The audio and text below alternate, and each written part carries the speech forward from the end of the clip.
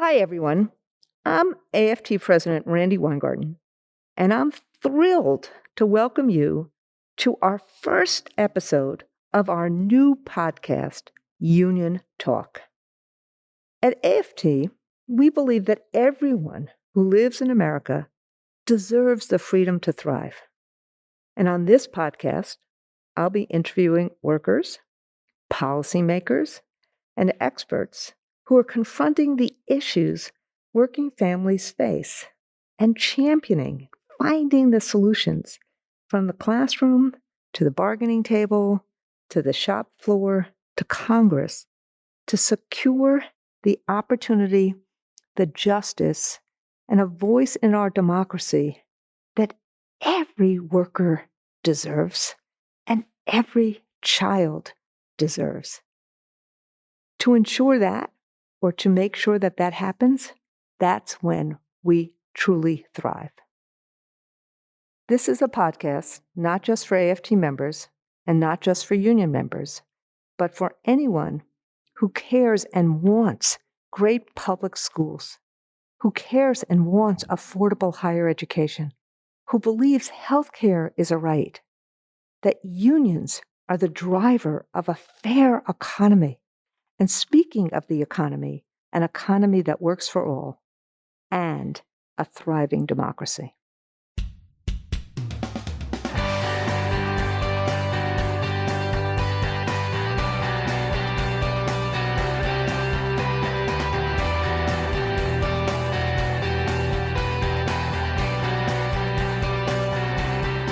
Welcome to Union Talk.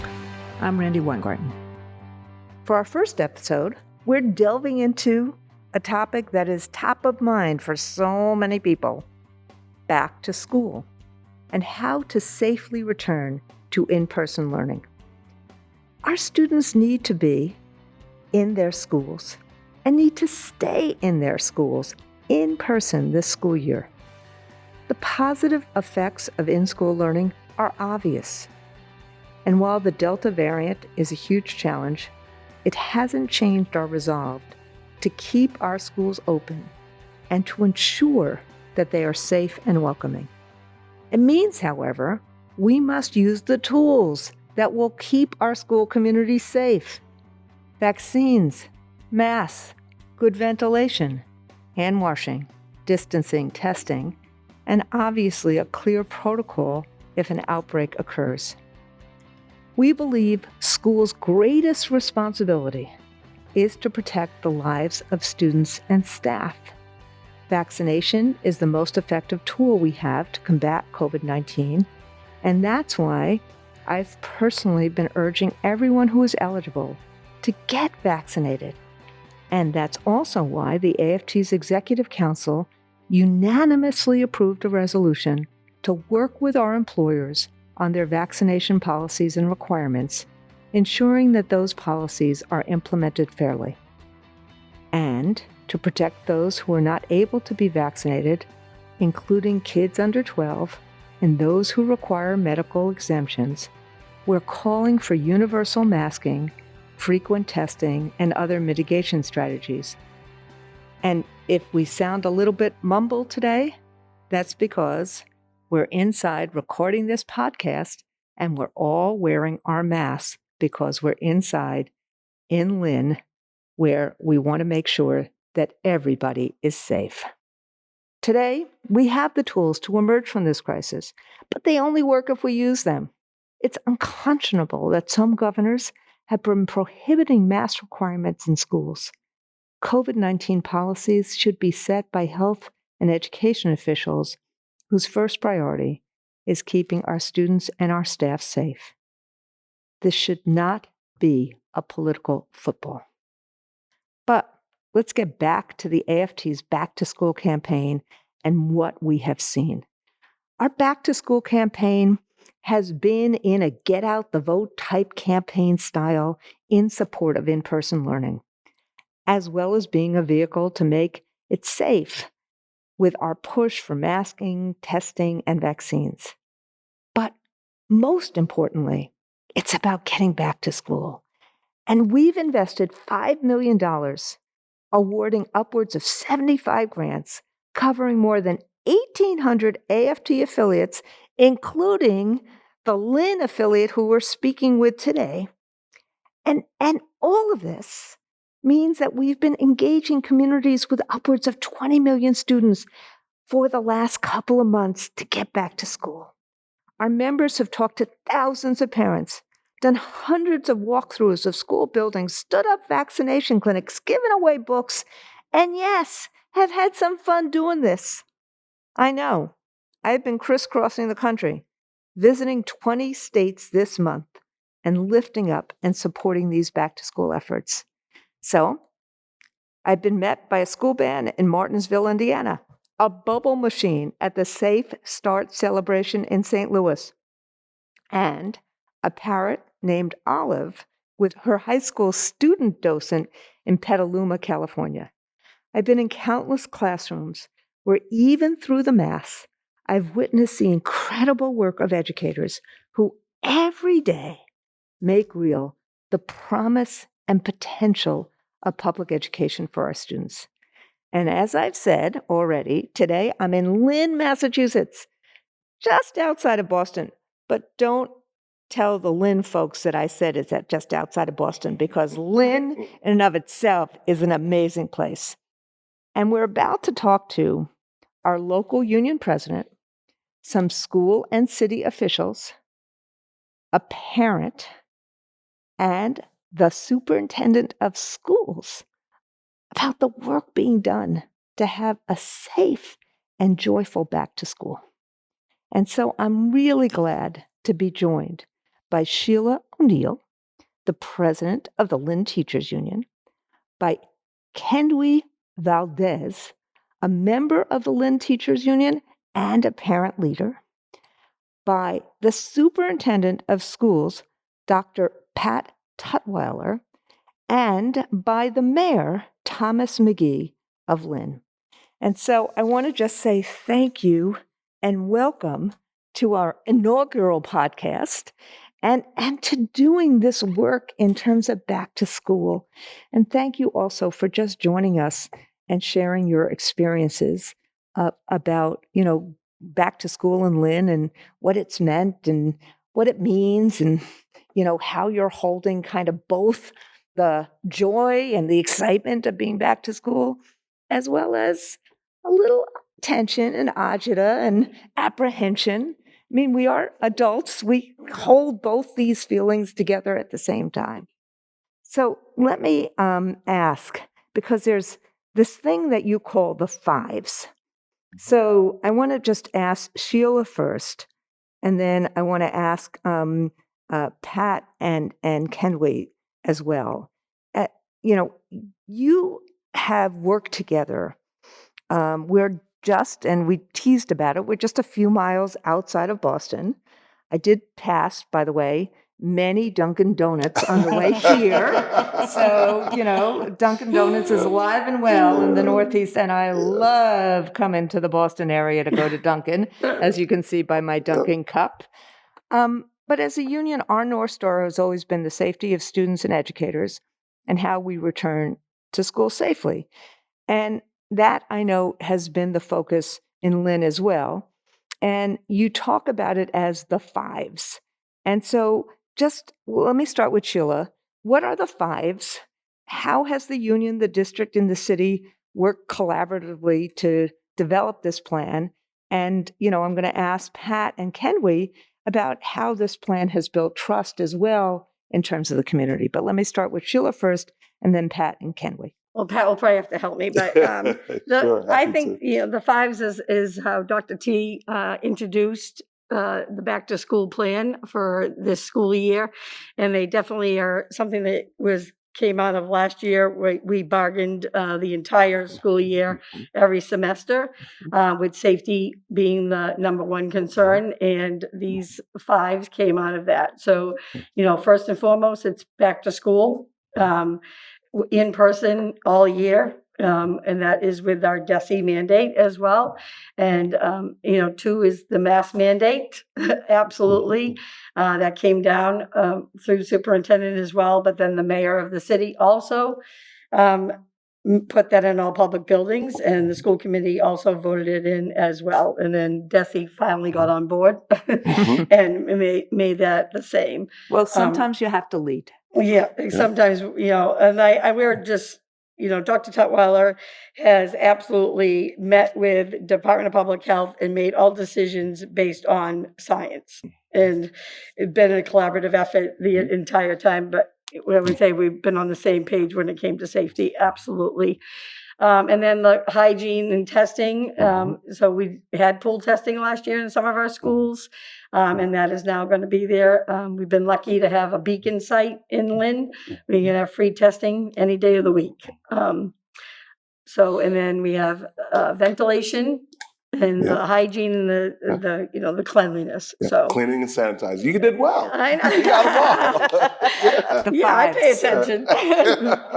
And so the air ventilation was a great story last year. It was probably like one of those things that we as a union demanded to have ventilation checks, airflow checks, and Dr. Tutwiler stepped up and did it using ESSA funds and had all of that done. And it came to light that we had 8 buildings that did not have any mechanical ventilation whatsoever.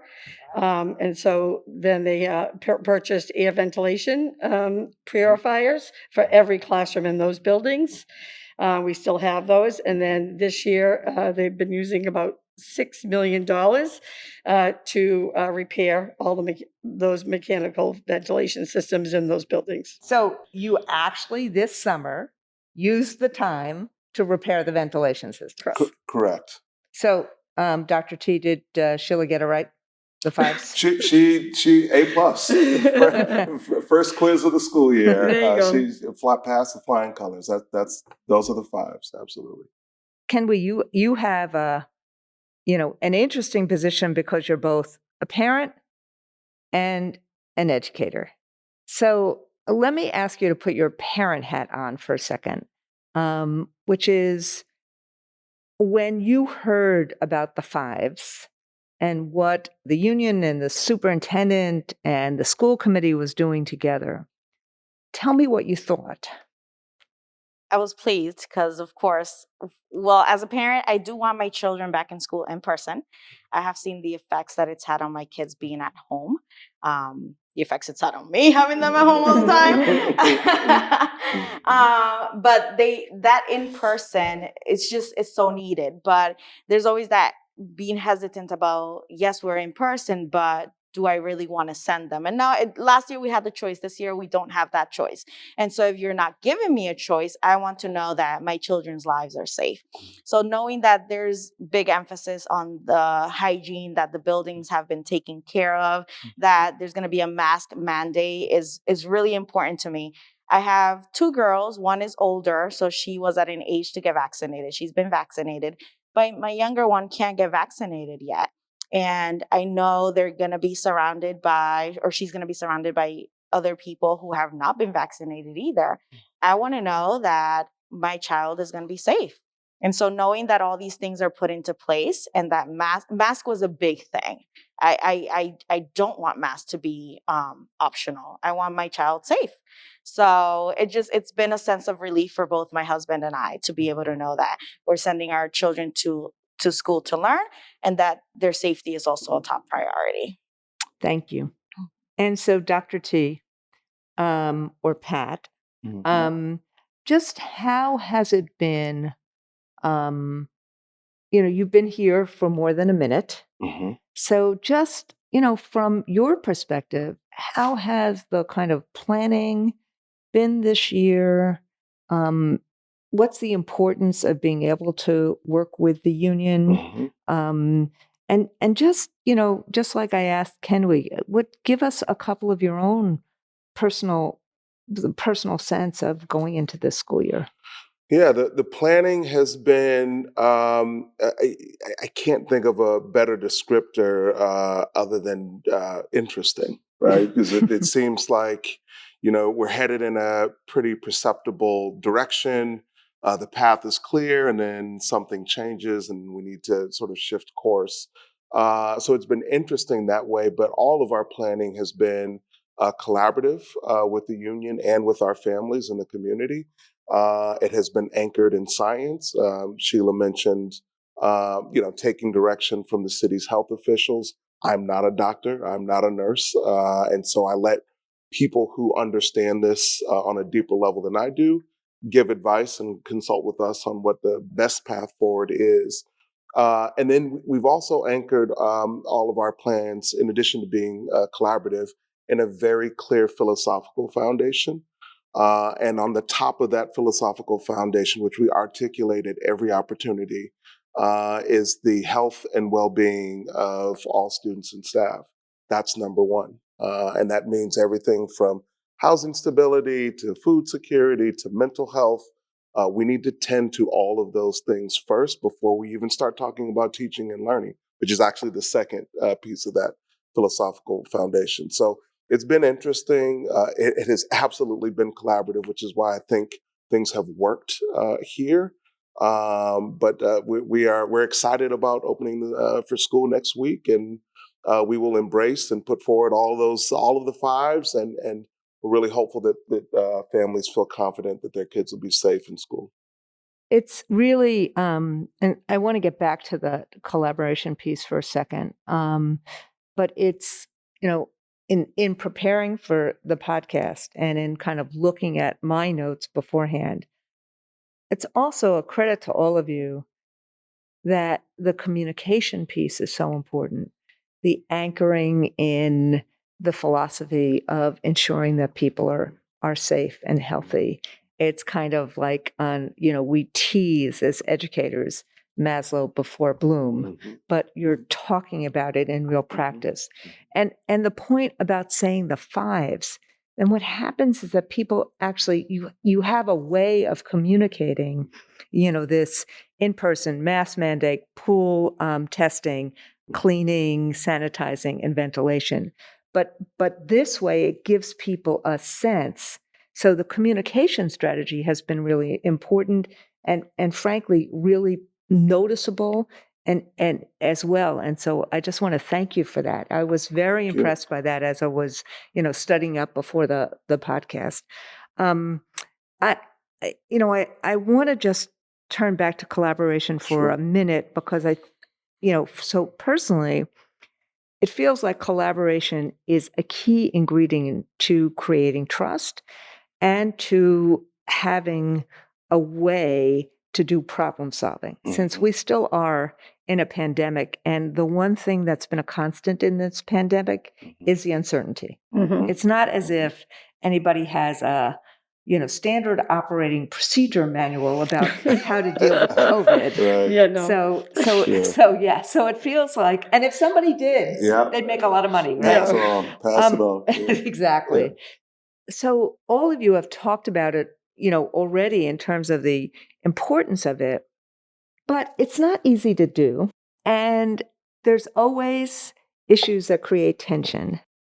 So what advice, maybe tell a story that you got through or advice you have for other districts on how do they get to the place that you are, particularly Sheila and Pat, on how you utilize this muscle of collaboration. I actually think it's because, even when we have a bone of contention, or and sometimes it's not him or I, it's like something outside that, but so probably ventilation was the big thing last year that we were like this, because I was adamant and I wouldn't let it go, and he was being told by a department that it was being done, but then I did a public record search, proved it had not been done, and sent all that out, and then and then Pat stepped up and did the right thing, but it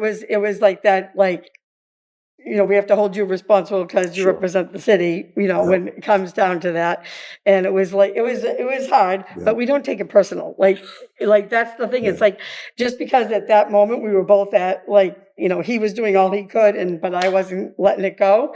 I was pushing hard on it. And But we didn't take it personal. Like as soon as he stepped up, did the right thing. That's it. Thank you. We move on.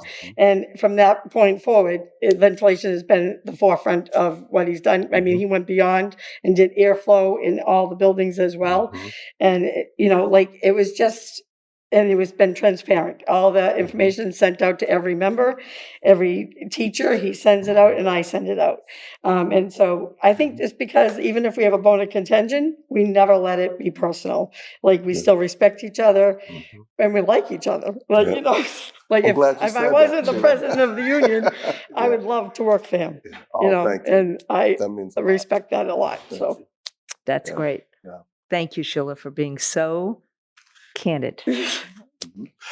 If I could just add, I wouldn't want anybody to, and I appreciate that she raised it. Like we do have challenges, things that we may not see eye to eye on, but I think when you peel back the layers, I know what's going on in her heart and in her mind with respect to her role as president of the Lynn Teachers Union. I know that she cares about the students and families in this district getting an excellent education, and in her capacity as president, she does everything she can to see to that.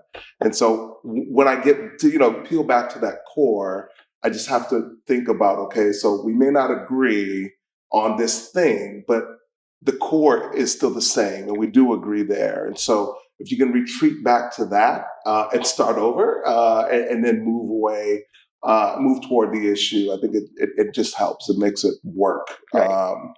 And I think the trust piece is key. And Sheila knows I don't do any backroom planning. I do everything transparent. We've held more community and staff Zooms where I ask people, share your feedback. Tell me what's top of mind for you. Tell me what's not working for you. Tell me where I need to be better. Tell me what questions you have that aren't being answered. I'll try to answer them now, but if I don't know, I'm going to say, I don't know. But I think, you do that enough, it does build trust. And, that's important, both for us, in our relationship, but then beyond also. I would say we're real. Yeah. Right. You can tell. Yeah. And my nickname is Real Deal O'Neill. The Real Deal O'Neill. Like I'm not politically correct. I'm somewhat I blunt. love that. The Morton Downey Jr. Morton. I used to get that in the speech class award. Yeah, just say it like it is, and that's sort of who I am. Yeah. Everybody knows that, but we don't hold it back. But because my heart is for the students and the teachers, and that's who I am forever. And how does that, so first off, let me just say to both of you, again, thank you for being so candid, because a lot of people sugarcoat this. Oh yeah, collaboration is so important. Yes, until you get to the first fight. Yeah. And so getting through that fight, just like if you're married, getting through that first fight is really important. And so not taking it personally, seeing who the other person is, knowing that there's a real value system there, getting through the tension, through transparency, building the trust, the T's. Now, I'm going to go back to Kenwy and say, so tell me how this looks, again, and I'm going to get back to you in terms of a teacher perspective too, but tell me how this looks from a parent. Like, how do you create the trust? Like, we know, you just said to us earlier that the masks are really important, but how are they doing in terms of the school system, the school committee, the union? How are they doing in terms of creating the trust for parents that we're going to keep your kids safe? And that, obviously people want to be back to school, but how are we doing on the trust meter? That's such a hard question because it's so hard to be able to separate both hats from one another, because I have such a teacher hat on right now. I have to think like a parent. But one thing that I think is phenomenal that I have seen that change, that transition in the last couple of years is the transparency. Just how transparent the district is and with the information. And I mean, just the thought of having a community open, it kind of like open mic type thing, where you get to voice and there's an email address that parents can email at also and express concerns and say, just have questions or whatever. But just that opportunity for there to be questions and be put on the spot. Because I think it's easier to maybe put out the email address and say, hey, here, email some concerns, but to actually show face and be face to face right there and field questions that sometimes can be hard and still face those hard things, I think that says a lot. And it speaks volumes. And I hope that a lot of parents feel this and they can see that the district is invested in having families and communities engaged, involved, and knowing that they care. So I do see that as a parent, that just how transparent the district is with sharing that information for parents. Thank you.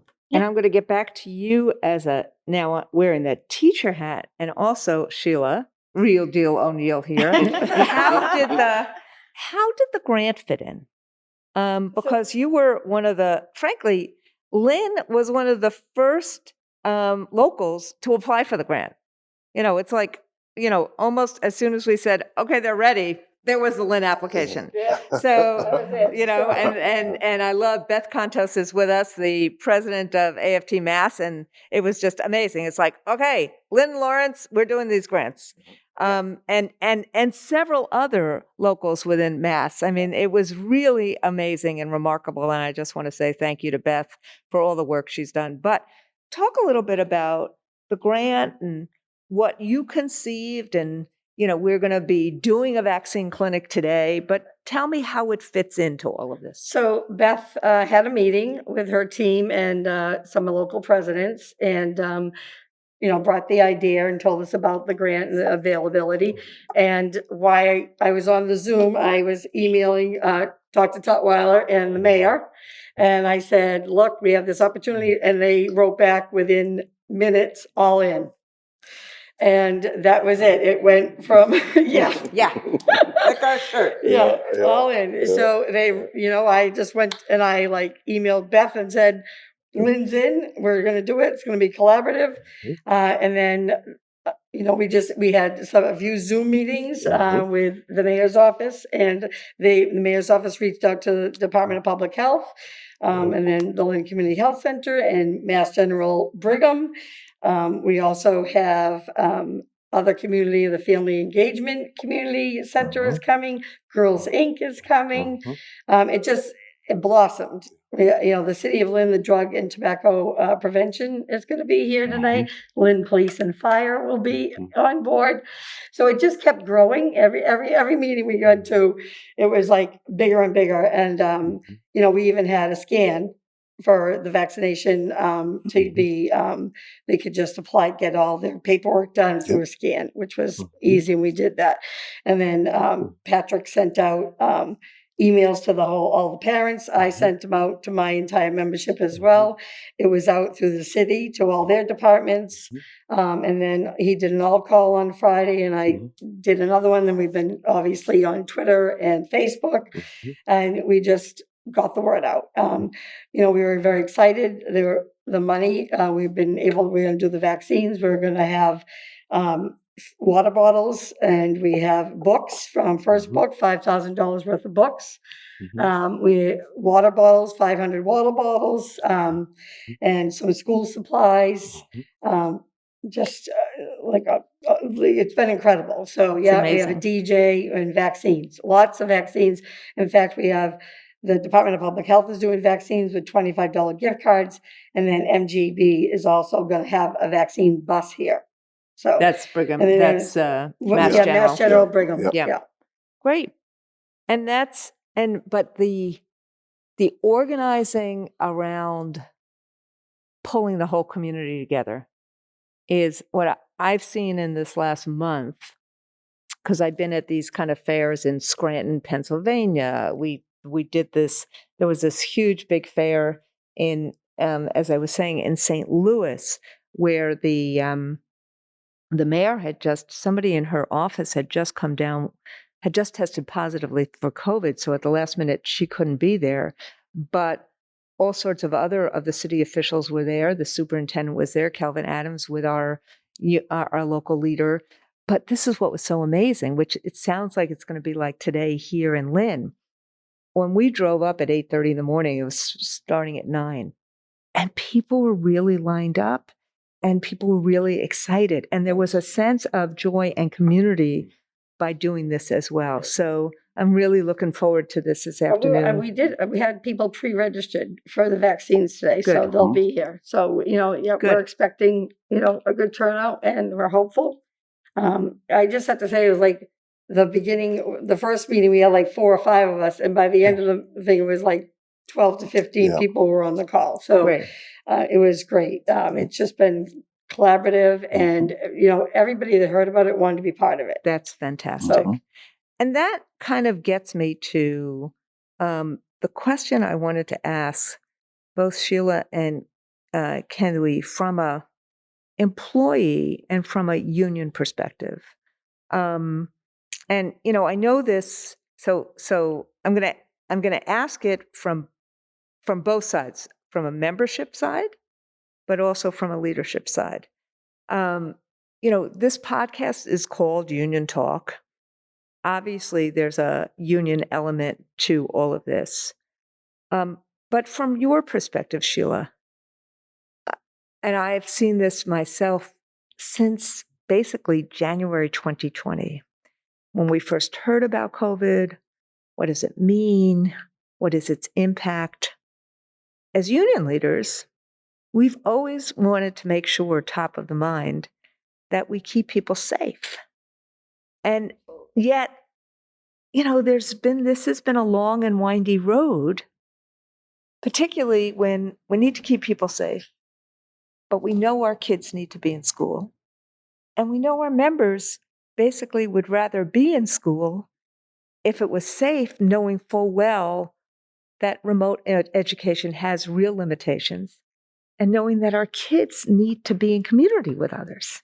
So I wouldn't even talk about how bad hybrid is. I mean, it's just all of these things. So I guess I'm asking you in a very personal way, how have you been able to kind of navigate through this desire to reopen for in-person with the need to keep educators safe?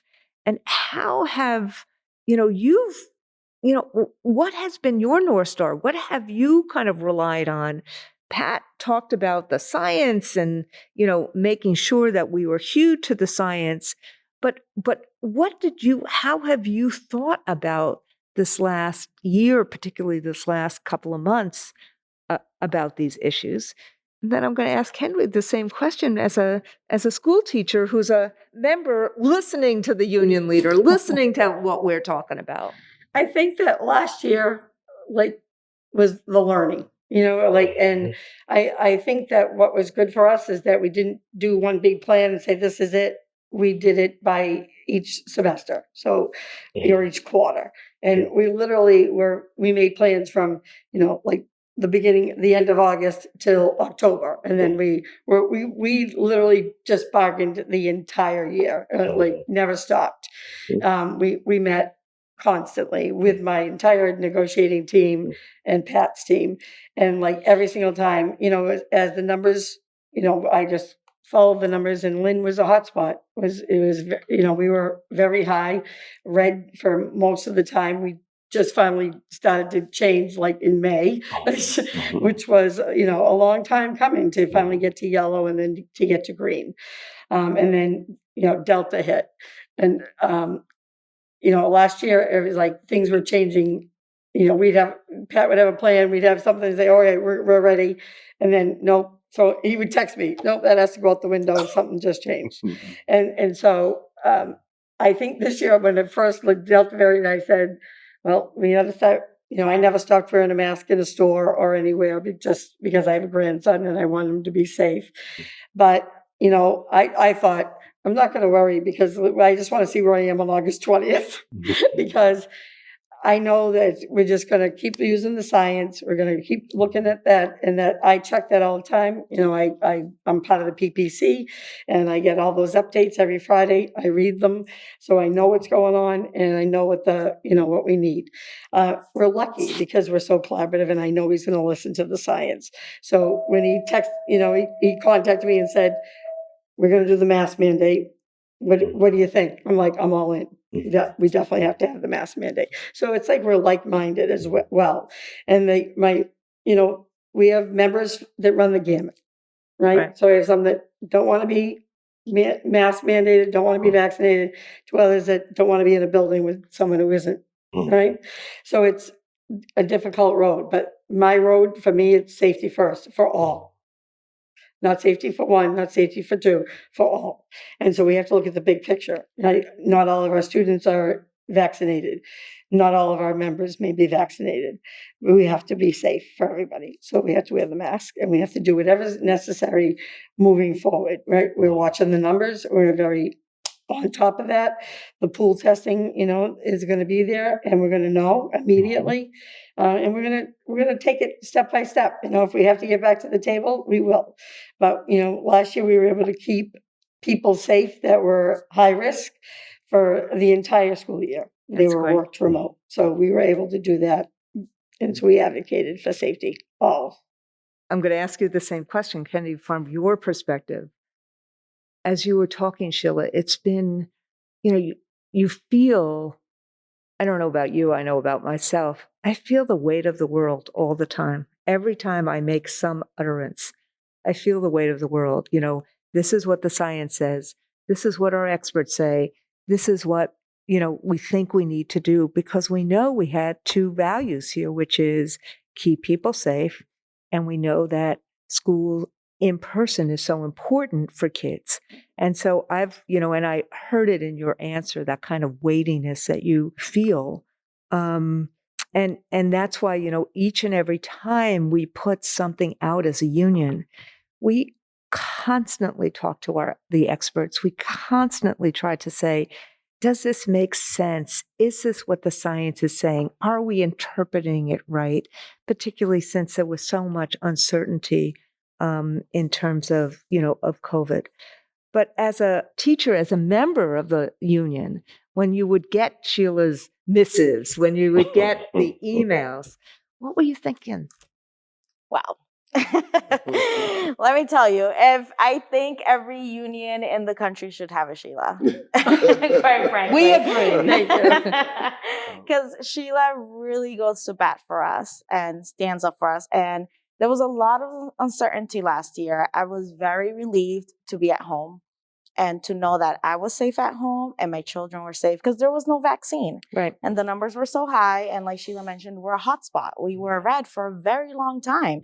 I didn't want to go into a building and be exposed and then have, my mother, who's older, lives with us. I don't want to expose my mother. But then, we went into hybrid, which was a whole nother mess. I mean, almost took me out, but we're here. We're here.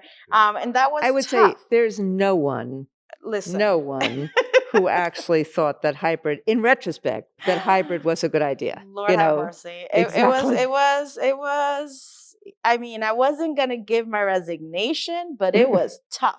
But I knew we were going through the motions based on the science and going step by step. And I understood. Could you just say, I mean, because I know in some ways we're talking in code right now, because every school teacher and administrator knows when we say the word hybrid, exactly what we're talking about. But for our listeners that don't, could you explain what hybrid meant in terms of Lynn? Just, without, we none of us liked it. We did it because we had to.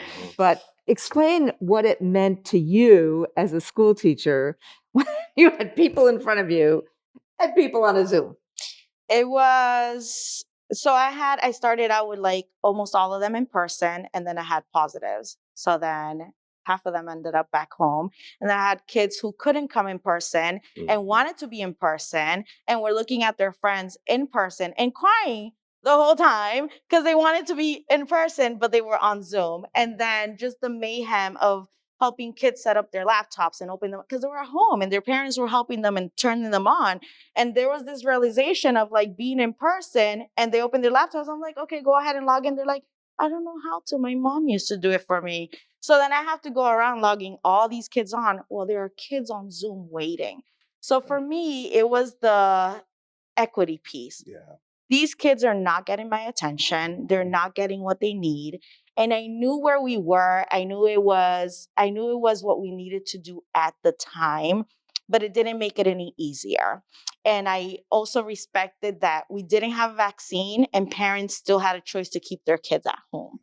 Because who wants to send their kids home? I mean, I to school. I mean, I sent my kids to school. They really desperately wanted to, but I was nervous the entire time. I did not feel safe even then. I wasn't vaccinated yet at the time. So it was just a really dark moment in education. And I feel like we're going to maybe live through that PTSD for a very long time. Right.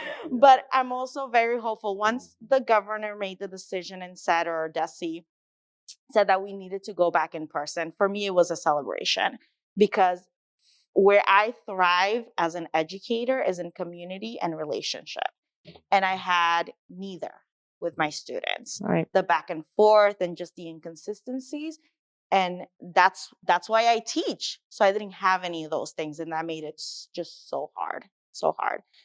But I'm still here. That's great. We love that. She's an amazing first grade educator.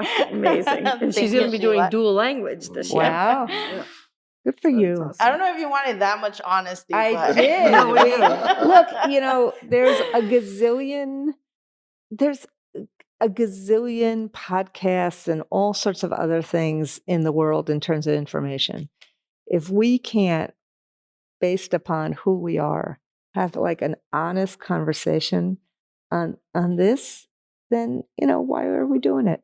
And we're just trying to create a slice of life here in terms of real people and going through what real people go through about this work. And we're so lucky and honored that, all three of you are incredibly real and being so candid with our listeners. I mean, I just, I can't thank you enough for doing that. And particularly, as I said, our inaugural podcast. Well, Pat might be able to give you a little, he was able to, he can understand the simultaneous teaching because in June, our Racial Social Justice Committee raised money and bought books for the schools, for the elementary classrooms.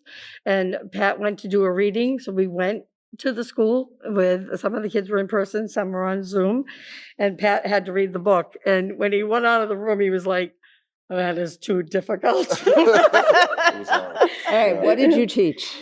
When I was a teacher, history. Okay. High school. Yeah. Me too. Okay. High school history teacher. Yeah. But he went into a second grade classroom. Yeah, to it's read. hard. I had the babies It's hard. that day. It was really It's challenging. hard. Yeah. So. Tom McGee, who's the mayor of Lynn, has joined us. And so I just want to ask you, Mr. Mayor, since dealing with COVID is really a whole of society response, and when all of society is part of it, it seems to be a better response than when there is this sense of, I'm only going to do what I want to do or what I can do, and you do what you want to do or you can do. And it becomes like this individual freedom issue as opposed to how we're going to help each other get through this. So I'm sure you had to deal with a lot of these questions over the course of, I don't know, since March 2020 to now, and wrestled with a lot of, doing things in the city, fire, police, education, small business, all of this. So let me just ask you, how do you see your role in kind of the safe reopening of the community, safe reopening of business, safe reopening of social services, as well as safe reopening of schools? How do you conceive your role in all of this, and how do you think it's gone? I think it's my role to try and lead, but I think more importantly, it's been from day one, we've talked about teamwork and a team, and not just about the schools, but as a community. And I've consistently talked about that. So I think the point's very well taken. This isn't us versus them. This isn't one side against another. This is all of us together taking on a 100-year plus situation that we haven't dealt with before in 100 years, a pandemic that's impacting the world and impacting us directly. So it's how do we together get past those challenges and the misinformation and the differences of opinions in some places and find a way through it together. And I think for the most part in this community, we've been able to focus on that point and understand that we're not going to get through it unless we come together. And that means on March 13th, the day the superintendent knows, I was at a meeting, I called him and said, we're shutting the schools down. And before the state had made the decision, because the data reflected we needed safety right away. And we from there, it's been, so I remember the date clearly. It was a Thursday. Or Thursday when we made that decision. I know that's when it was. And so from that point on, it was how can we make our community safe, but also understand the balance of keeping people, we have a community that's very diverse. A lot of, workers that were essential during this whole pandemic. We had one of the 3 or 4 highest incidents of COVID in the state in Lynn. But in the same respect, we came together and understood that we were going to get through this together. And, we worked hard to make sure that we made dollars available for the small businesses that were impacted, so that as we were making these decisions to initially shut down, and we did a curfew and remote learning, and I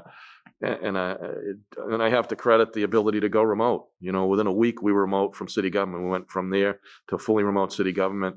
We went within a week, within a couple of days, to actually, with so much work from the teachers, the administration, and the city, to get to go remotely in the schools, making sure there was laptops for everyone.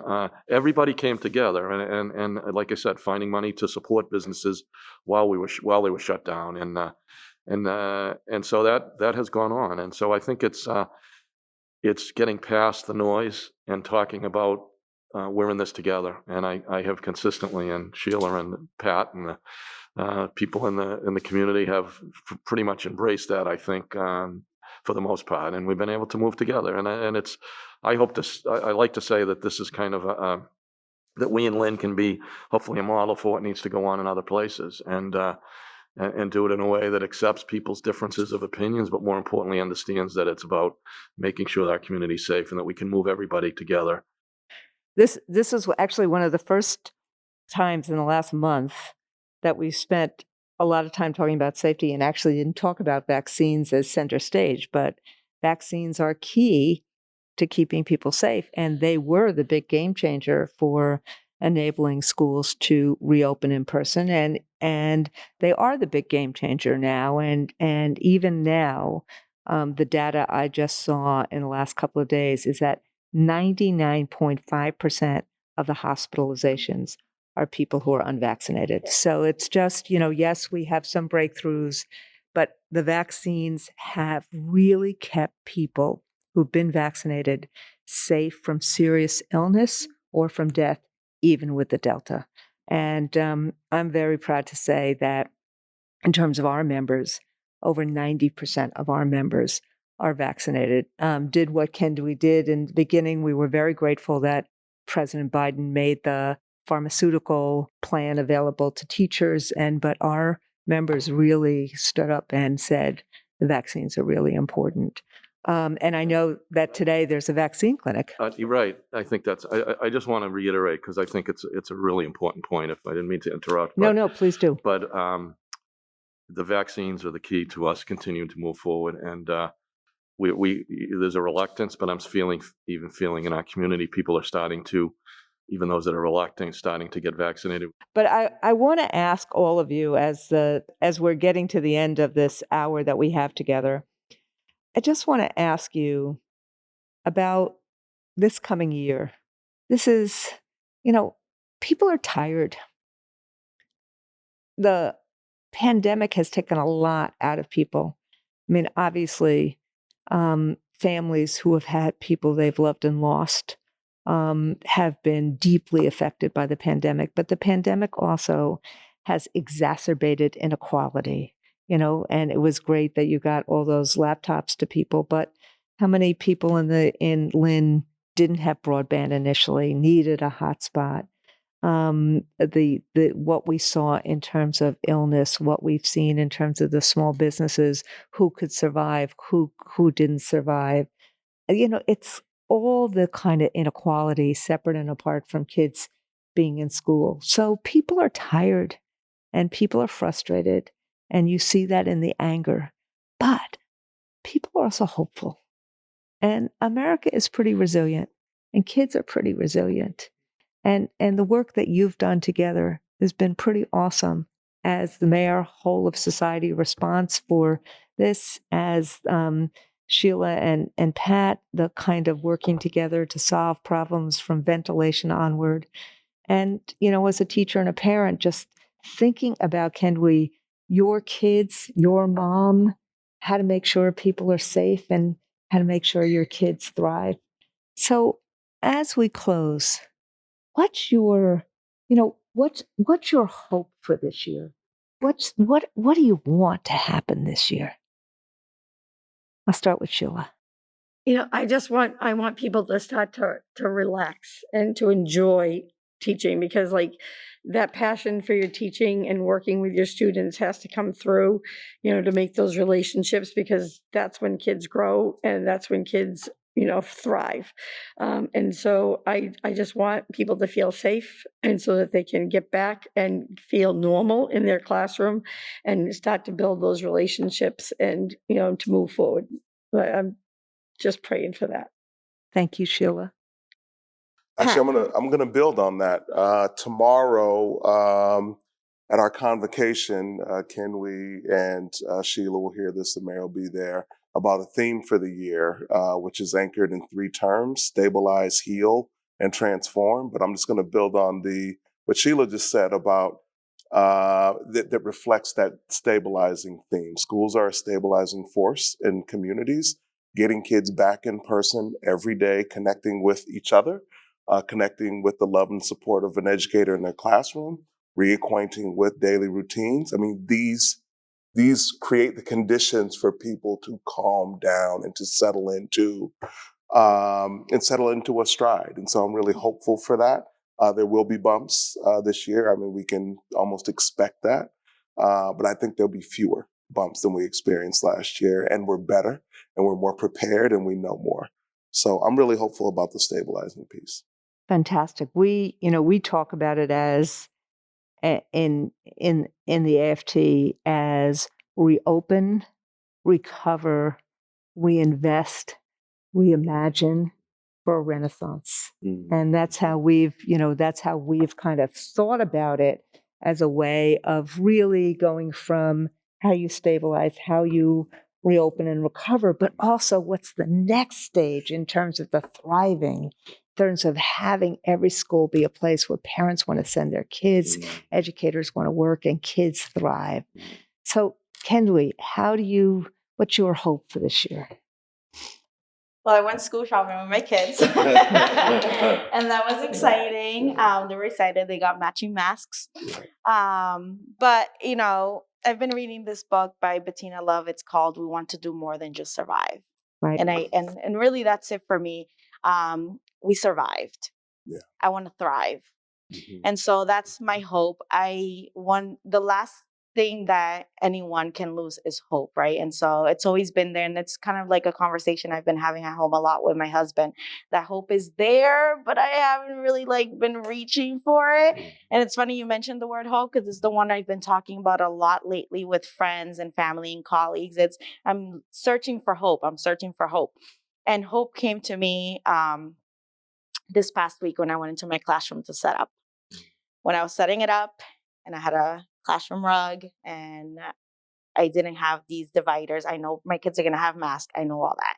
But I was setting up things in place for community building. Mm. And that just gave me the biggest hope. And so all summer I've been like, oh, I don't want to go back. I don't want to go back. Summer's so wonderful, which it's like what every teacher goes through, right? But there's always hope lingering in the back, even throughout the summer while you're vacationing on a beach in Puerto Rico, which I did, by the way. there's always hope. And I couldn't find that hope. And when I went in last week, that hope was just there, like waiting for me. And so I've been really excited about it since, just going back and just seeing the kids, being with them, looking forward to a healthy year as long as we maintain everything and, stay connected with all of the mandates that have been set out for us. So I'm glad you used the word hope, because that's like my Right. word for the year. I'm hopeful. I'm hopeful that we don't have another March 13th. So So moving, Mhm. so inspiring. And we do, just another spoiler alert, we represent all the teachers in Puerto Rico. So I was there a couple of I think last week or so, and they got the protocols down pretty well in terms of schools. We had to all wear lanyards with our vaccination cards Oh, to walk wow. into a school. You could not walk into a school without your lanyard with your vaccination card on it. And Mr. Mayor, you get the last word. What do you want? What's your aspiration for this year? What's your hope for this year? That some normalcy comes back to all of our lives. And I think seeing the young people, the students, the resilience that sits there. And there was a story in the New York Times about mayors that aren't running again and the challenges for elected officials. And it was interesting because one of the points made was, what brings you energy, whether you're a teacher or an elected official, is the people you meet with every day, and you draw energy. And I think the best part of my job is being able to go to the schools and see the students, and we do it all the time, and they bring you the hope, the vision, and the excitement for a future. And so I think building on that and knowing that the students are ready to come back with wearing masks, they're ready to bring that energy back to the schools and to bring that energy back to the teachers, that's the connection that you feel. And I could feel it Saturday at this event where there were hundreds of young people running around at this festival on Saturday. And that's the hope, that's the future, that's the resilience that we carry, and seeing them all ready to go. And I say this, and I want to say it again, as we graduate about 1,000 students a year from our community, with everyone tells a story of hope and opportunity and talent and excitement for what they will bring, both for our city and for our country. They bring so much. And so we're back together, we're back in school, and that hope, that resilience, that energy that you draw from being a part of an exciting experience, which schools are all about for the students and the teachers. I really think that that's what I'm hoping for this year. And you can feel it with the students. They're going to be able to play sports. They're going to be able to get to their extracurricular and art and music and the band and the kind of things that will be part of this year that will bring them the excitement and the energy that they're looking for.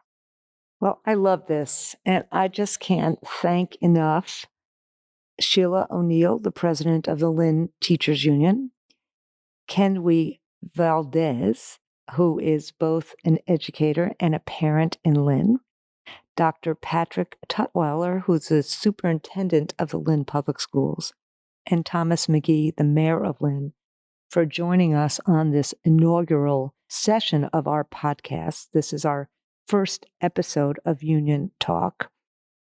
And I just want to say to those who are listening, as well as to our guests today, you make clear the promise and potential of public education. So I want to say thank you again for our listeners for joining us on this first episode of Union Talk. Please subscribe if you liked anything that you heard today. We'd also love to hear from you. So if you have any questions or you want to share your thoughts about our episode today, our episode about reopening schools and doing it safely and finding ways for kids to thrive, please send an email to uniontalk@aft.org. Until next time, thank you.